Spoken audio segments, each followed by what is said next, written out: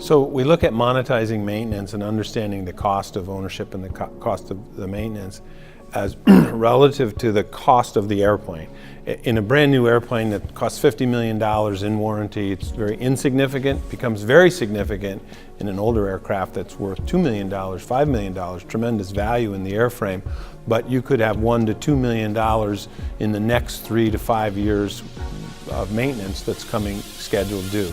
So that's when we really want to understand it the best. Certainly engine programs or self-insuring on the engine overhaul will be the biggest component, but regulatory, compliance, future upgrades, enhancements to the airplane become extremely important when trying to understand how to monetize the maintenance and put that into the life cycle cost. If you looked at over a 15-year period, the first 5 years of maintenance would be very flat.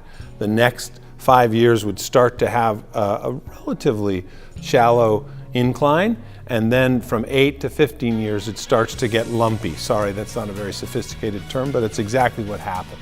So that's how we take a look at monetizing maintenance for aircraft.